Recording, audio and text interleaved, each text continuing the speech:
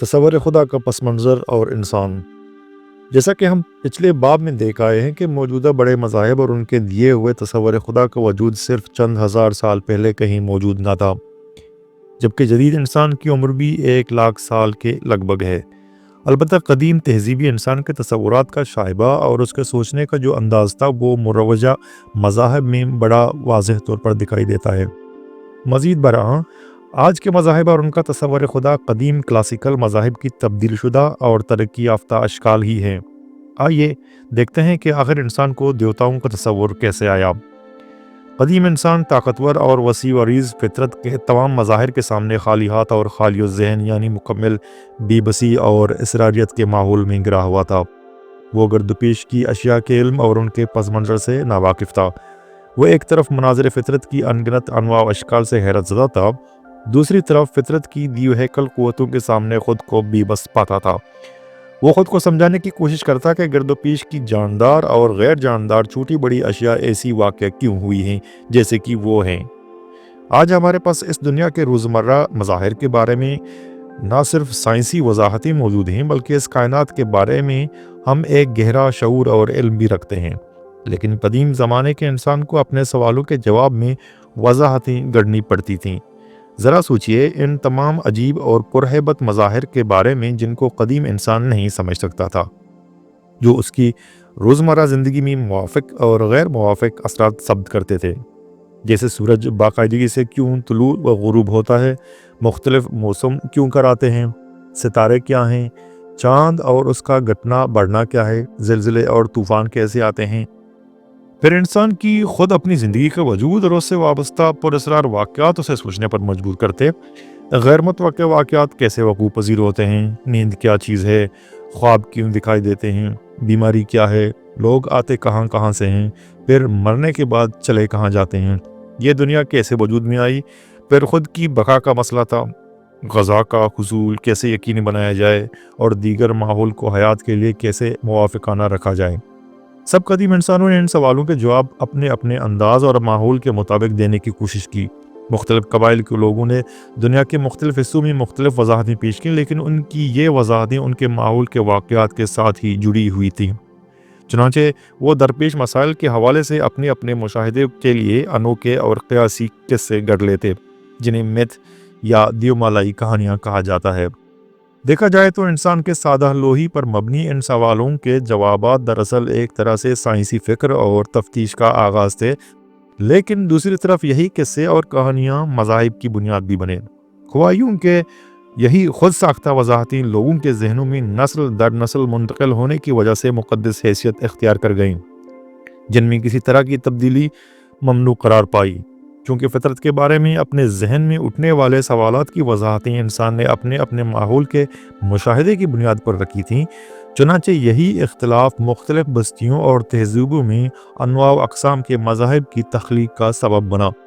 مختلف تاریخی عوامل اور جغرافیائی ماحول کے رنگوں سے آمیزہ فطرت کے بارے میں انسان کی یہ خود ساختہ تعبیریں آئندہ چل کر مختلف مذاہب کی تشکیل اور ان میں تصادم کا باعث بنیں کہ ہر گروہ کے لیے اس کے اپنے آباء و اجداد کے قائم کردہ عقائد ہی عزیز تھے اور سچے بھی۔ اولین انسان نے گرد و پیش کی اشیاء اور واقعات کے بارے میں اپنی وضاحتوں کی بنیاد اس خیال پر رکھی کہ یہ دنیا اور اس میں پائے جانے والے سب مظاہر اور اشیاء خود اس جیسی ہی ہیں، لہٰذا اس نے انہیں بھی انسانی اور شخصی صفات کا حامل خیال کر لیا، یعنی انہیں بھی ہیومنائز اینڈ پرسنلائز کر دیا۔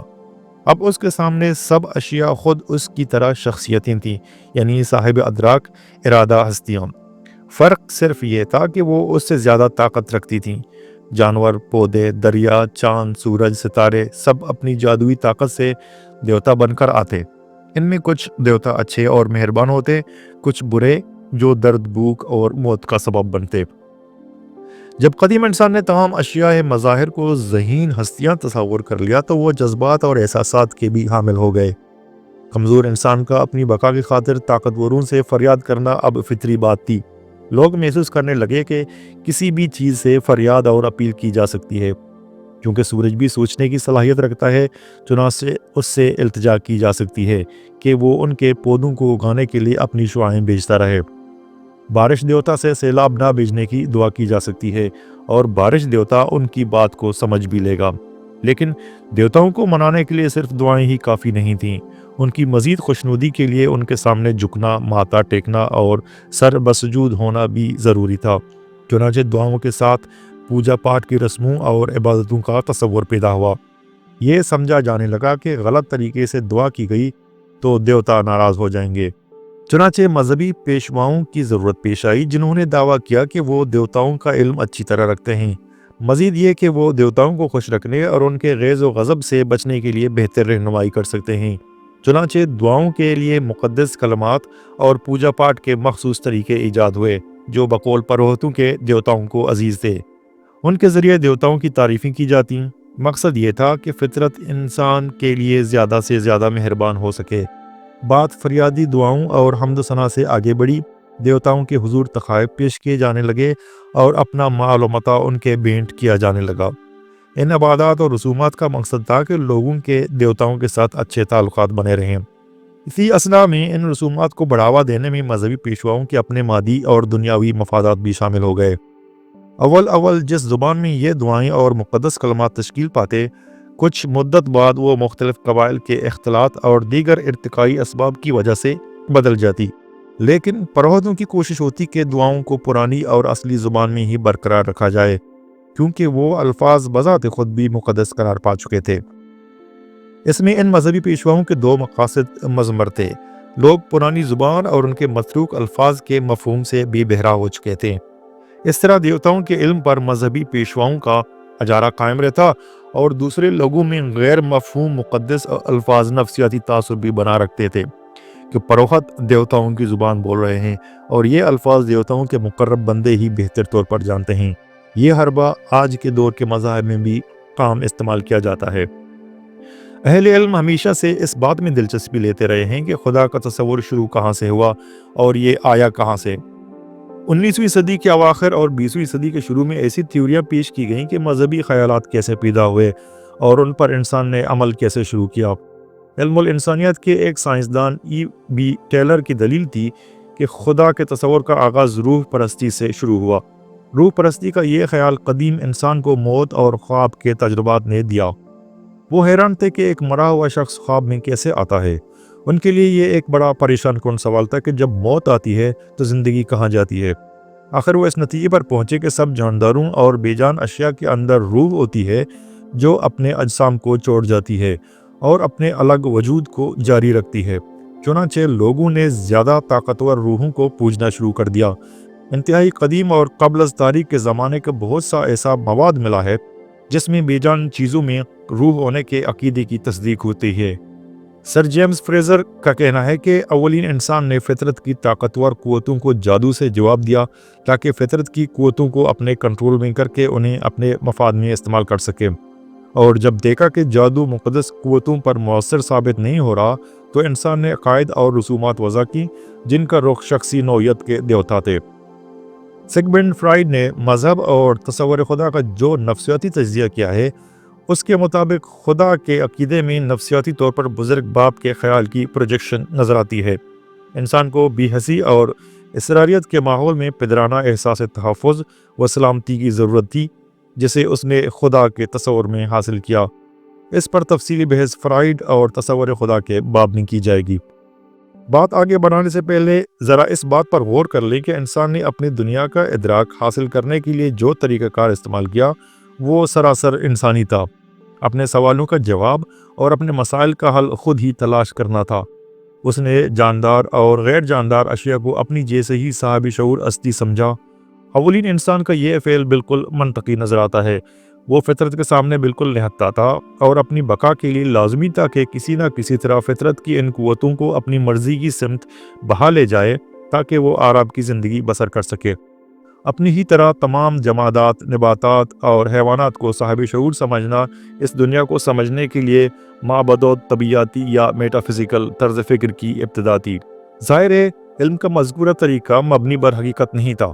ایسی طرز فکر انسان کی اپنی خیال کی پیدا کردہ تھی، لیکن دوسری طرف جب انسان کا ان اشیاء کے ساتھ عملی واسطہ پڑتا گیا تو ساتھ ساتھ اپنے عملی تجربے سے یہ بھی سیکھتا رہا کہ یہ دنیا اس جیسی صاحب شعور نہیں ہے۔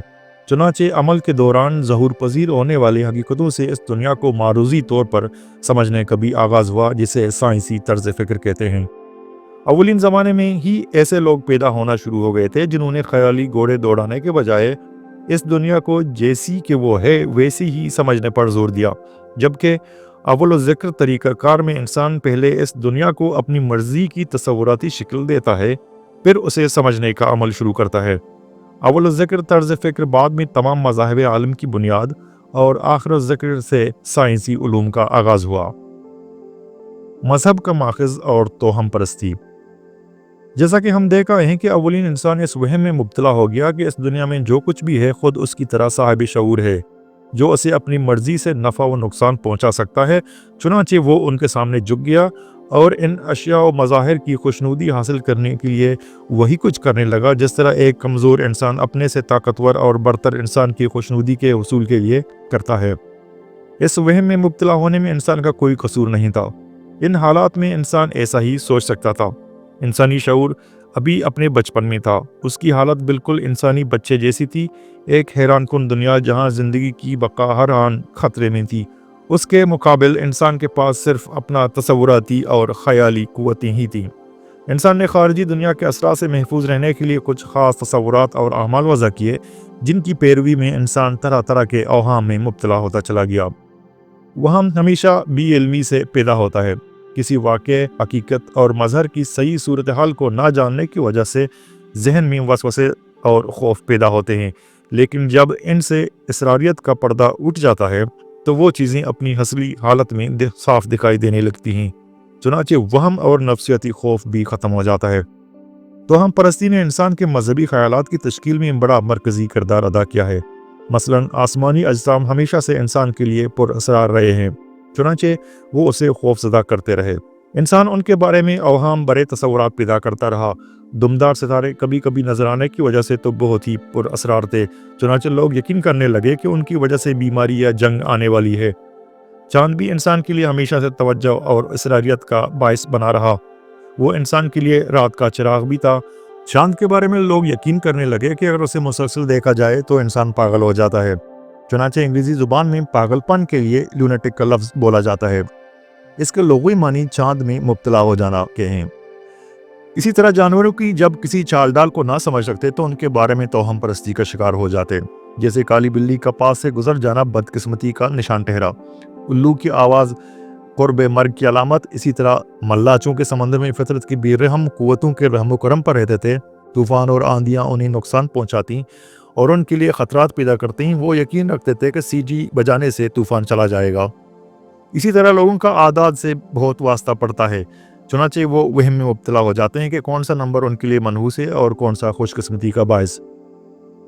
इसी तरह साए या इनेकास को उस शख्स की रूह का हिस्सा समझा जाता था। चुनांचे उनका ख्याल था कि किसी चीज़ पर साया पड़ रहा है, अगर उसे तोड़ा जाए तो मुतल्लिका रूह को भी नुकसान पहुँचेगा। इसलिए आईने के टूटने को बदकिस्मती पर महमूल किया जाता था। तो हम परस्ती की तारीफ़ यूँ की जाती है, ऐसा अकीदा, यकीन या अमल जिसके साथ लोग उस वक्त भी चिमटे रहें जब उसके मुस्तरद कर देने वाला नया इल्म और हक़ाइक़ ज़हूर पज़ीर हो चुके हों। गोया ऐसी बात पर यकीन जबकि वो वैसी ना हो। तो हम परस्ती के वजूद गिरदपेश की अशिया को कंट्रोल करने की ख्वाहिश और लाइल्मी के खौफ से पैदा होता है। पुराने ज़माने में इन सारे इंसान ही तोहम परस्ती का शिकार थे, लेकिन मंदरजा बाला तारीफ़ के मुताबिक उन्हें तोहम परस्त नहीं कहा जा सकता, क्योंकि वो मौजूदा अशिया और ज़ाहिर होने वाले वाक़यात का सही इल्म नहीं रखते थे। वो अपनी तरफ से दुनिया को समझने की बेहतरीन कोशिश करते। वक्त गुजरने के साथ उनकी ख़याली वजाहतें वहमी ईकान, मुक़द्दस और मुसलमा हैसियत से अवामुल नास के शऊर का हिस्सा बन गए हैं। नया इल्म और हक़ाइक़ सामने आ जाने के बावजूद आज भी बने इंसान का बड़ा हिस्सा तोहम परस्ती में मुब्तला है। तोहम परस्ती की एक शाख तिलिस्म में बदल गई। जादू का मकसद भी पुरअसरार लफ्ज़ों या तरीक़ों से कुदरत की क़ुव्वतों को मसख़र करना था। मिस्र, यूनान और रूम में मजहबी पेशवा और तबीब लोगों को यकीन दिलाने के लिए जादू इस्तेमाल करते थे कि उनके पास पुरअसरार क़ुव्वत है। चुनांचे हम देखते हैं कि दुनिया की सब तहज़ीबों में अपने अपने ढंग से निज़ाम फ़ितरत की ताबीरें करने वाले देवमालाई किस्से बने। असनम परस्ती का आगाज़ हुआ। फ़ितरत के बारे में इंसान की इन ख़याली ताबीरों ने अब बाकायदा एक डिसिप्लिन और इदारों की शक्ल इख्तियार कर ली। माबद ताबीन होने लगे, बुतों पर चढ़ावे और कुर्बानियों का सिलसिला शुरू हुआ। हुक्मरान अपने को देवताओं की औलाद करार देने लगे और कभी खुद ही अवतार बनकर लोगों पर हुक्मरानी करने लगे। जैसे कृष्ण और राम बैक वक्त तारीखी शख्सियत भी हैं और देवता भी। उधर मौजज़ात भी तो हम परस्ती की ही एक शाख हैं। मौजज़े का मतलब ऐसा वाक़या है जो मावराए फितरत या सुपर नेचुरल हो, यानी तयशुदा क़वानीन फितरत के बरखिलाफ़ हो और बराह रास्त खुदाई मुदाखलत से पैदा होता हो। मौजज़े हर ज़माने में दुनिया की हर कौम और मज़हब में पाए जाते रहे हैं। क्या मौजज़ा वाक़ई होता है? क्या कोई वाक़या फितरत के मावरा हो सकता है? मजहबी पेशवाओं के मुताबिक इन वाक़यात को साइंसी नुक्ते नज़र से नहीं देखा जा सकता। साइंसदान कहते हैं मौजज़े नहीं होते, जबकि मौजज़ों पर यकीन शहादत की बुनियाद पर नहीं, सुनी सुनाई बात पर होता है। ये यकीन करना कि मौजज़ा हुआ है अकीदे का हिस्सा है। मौजज़े देवताओं की मौजूदगी, ताकत और उनके मकसद को सामने लाने के लिए ज़हूर किए जाते थे। कदीम ज़माने का इंसान यकीन रखता था कि देवताओं की रसूमात की खिलाफ वर्जी करने पर देवताओं का कहर नाजिल होता है। मसलन जहाँ कहीं आग लग जाती तो कहा जाता कि देवता अपनी कुव्वत का इजहार कर रहे हैं। जैसे आज भी हमारे मजहबी पेशवा इस तरह हादसाती या कुदरती आफात को अहकामात खुदाबंदी से रोगर्दानी करने पर खुदाई अजाब करार देते हैं। ये था इस किताब का दूसरा बाब। तीसरा बाब अगली वीडियो में।